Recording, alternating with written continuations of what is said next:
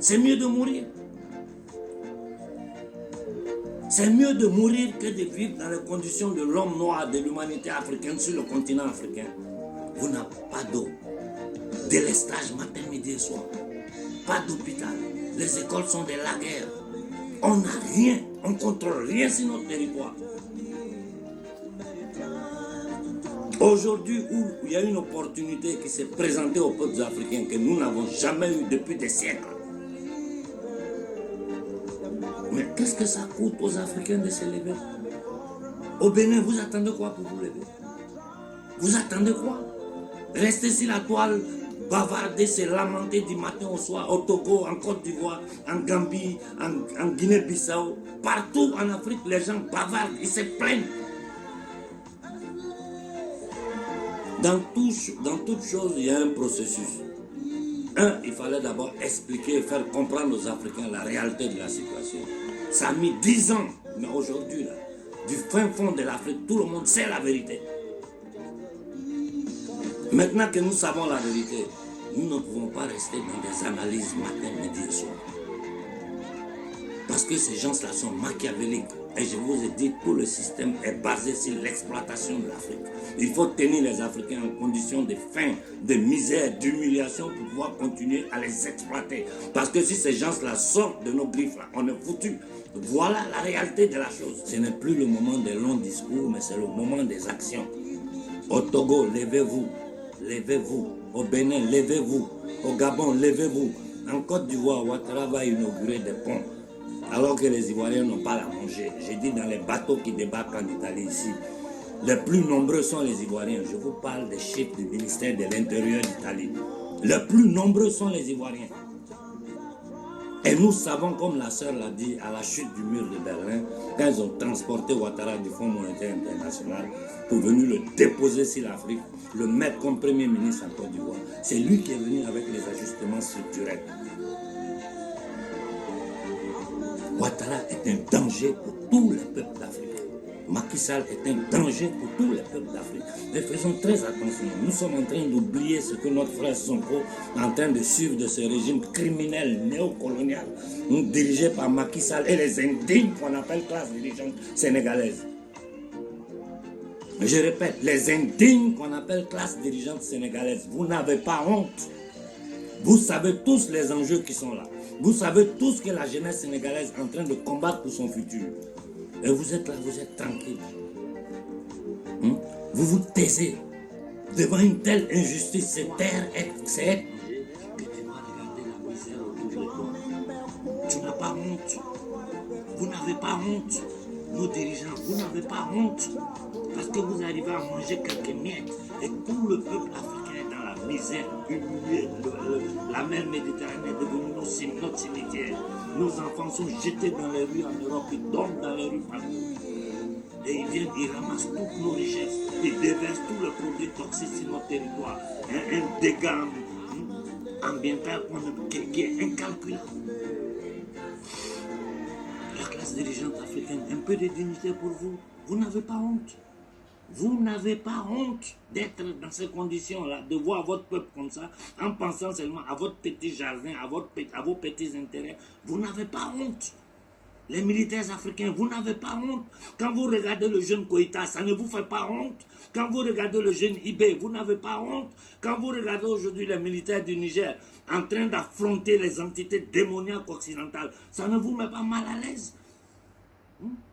Macky Sall, qui tue les Sénégalais, qui dissout le parti de Sonko, qui fout le bordel dans le pays, et tout le monde est silencieux, on le regarde, pendant que les Sénégalais sont humiliés. Vous êtes le plus honteux d'Afrique.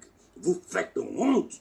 Si, il y a des grands hommes au Sénégal avec qui je discute en privé, des grands hommes au Sénégal que je suis, mais qui ne peuvent pas parler parce que à peine tu ouvres la bouche, le régime Macky Sall dit la France va t'éteindre. Mais le procès des tirailleurs sénégalais, des Tiaroy, doit être ouvert. Les forces communes, le monde entier doit voir. Le monde entier doit voir ce que la France de De Gaulle a fait aux Africains après que nous ayons versé le sang pour sauver la France du nazisme. ce criminel interne, c'est-à-dire un des plus grands criminels de la terre, c'est De Gaulle. Il a imposé, copié totalement ce que Hitler avait imposé à la France comme système monétaire. Et il a appliqué sur un peuple qui est venu combattre, qui a versé le sang pour la France. Et ça n'a pas suffi. Ils ont tué nos soldats, nos tirailleurs sénégalais, c'est-à-dire les soldats africains, les enterrés dans des fosses communes. Et il y a le silence total en Afrique. Africains, levons-nous dans toute l'Afrique de l'Ouest, l'Afrique centrale. Nous devons nous lever. Ces gens-là ne partiront jamais. Leur survie dépend, je répète, leur survie dépend du maintien du peuple africain, de l'humanité africaine dans la misère, dans l'esclavage, dans l'humiliation et dans la division. Je m'arrête là pour les gens sont dépassés, ils voient la vérité sous leurs yeux. Ils disent, mais voilà la réalité du terrain que Konaré est en train de nous faire voir. Et voilà ce que nos journaux racontent aux gens. Il faut intensifier les manifestations au Niger. Ça doit être AK-24. Et les stratégies que vous êtes en train d'utiliser sont les bonnes. Il faut encercler la base militaire française. Chaque jour, il faut être là jusqu'à ce qu'ils s'en aillent. Ils ne doivent plus pouvoir bouger sur le sol, sur le territoire du Niger, tant qu'ils ne sont pas prêts à partir. C'est-à-dire qu'ils bougent le jour où ils sont en train de sortir pour monter dans l'avion pour partir. Donc un petit minable, un petit qui ne représente rien, qui n'a rien fait, il n'a pas de mérite pour être là. Son gouvernement, c'est-à-dire sa dictature est supportée par la France, il est protégé par la France, et en ce moment, les troupes françaises qui vont se déplacer du Niger, parce que du Niger ils vont partir, c'est au Tchad, ils vont aller s'installer. C'est toujours le même schéma dans lequel nous tombons. L'humanité noire, l'humanité africaine. Ce que vous faites au Tchad là, ce n'est pas seulement entre vous Tchadiens, ça fait mal à toute l'Afrique. Sinon, un petit vaurien, un minable qui n'a jamais rien fait de sa vie pour être au poste où il est, c'est-à-dire le petit misérable, cette petite entité démoniaque qui s'appelle Kaka Déby, peut se permettre de faire ce qu'il est en train de faire. Et quand tu vois cette déclaration, il menace même les facts, il menace tout le monde. Mais nous devons comprendre. Et je le dis à vous, comme je l'ai dit au colonel Koïta, comme je l'ai dit au capitaine Ibé. On vous a mis là pour travailler pour le peuple africain, pour libérer le peuple africain. N'ayez aucune peur. Personne ne peut plus rien contre vous. Toutes ces bêtises que les gens racontent, écoutez un peu ici ce minable là. C'est-à-dire, je l'écoute souvent, je me demande, cet homme-là, c'est quelle malédiction qui est derrière lui? C'est quel genre d'être humain ça?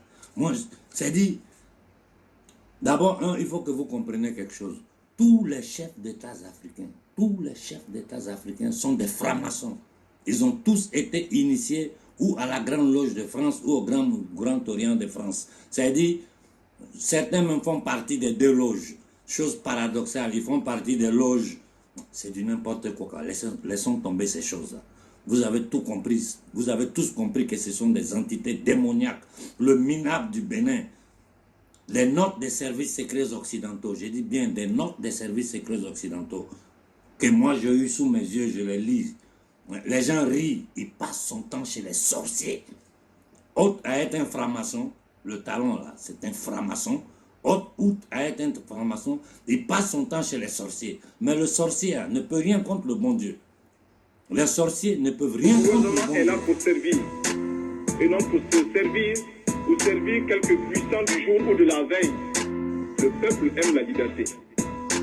Pour que passe la liberté, les détourneurs de la liberté ne doivent pas passer. En un mot, je voudrais vous dire que nous ne devons pas tenir le peuple en respect, mais réserver tout le respect au peuple. La liberté, ce n'est pas l'anarchie. Le peuple a droit à la liberté. Cette liberté ne doit pas se confondre avec la liberté pour les uns d'exploiter les autres pour des profits illicites, la spéculation, les détournements. Est-ce que vous êtes d'accord que nous maintenions dans notre administration des fonctionnaires pourris? Alors il faut les chasser. Nous les chasserons, nous les chasserons. Est-ce que vous êtes d'accord que nous maintenions dans notre armée des militaires pourris? Alors il faut les chasser. Nous les chasserons, nous les chasserons. Cela va nous coûter la vie peut-être, mais nous sommes là pour prendre les risques.